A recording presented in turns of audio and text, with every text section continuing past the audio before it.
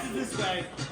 Yes. But we have been cast in a way that is absolutely untrue. We stand here as protectors of the children.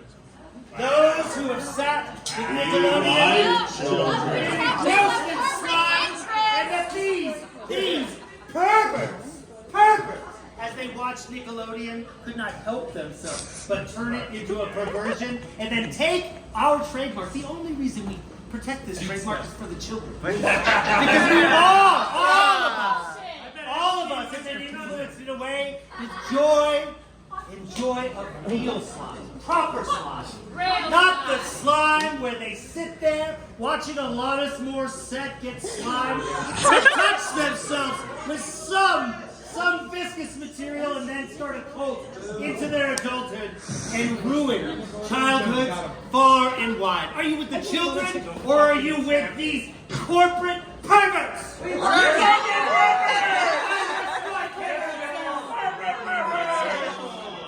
I would like to add one thing.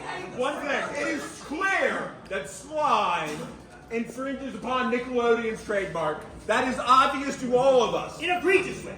An egregious way. We ask the only recourse that is reasonable is to ban slime from all 10 principal adults.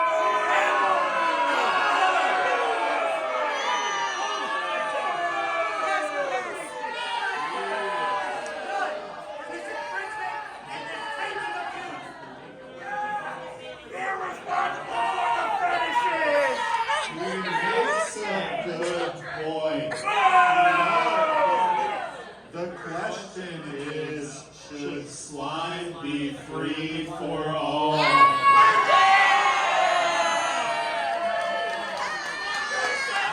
will allow a closing argument from the short man. Ladies and gentlemen. No, I'm the short. Yeah.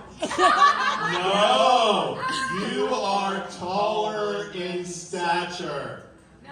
Nope, he's taller. Nah. Do not agree with the honorable. Anyway, Yeah. tell us about the feet stuff. The Trump card, the feet. Tell us about the big Who's stuff. Dan Snyder? What's up with the feet stuff? A Finest surprise for the people. witness. Finest for the people. Order!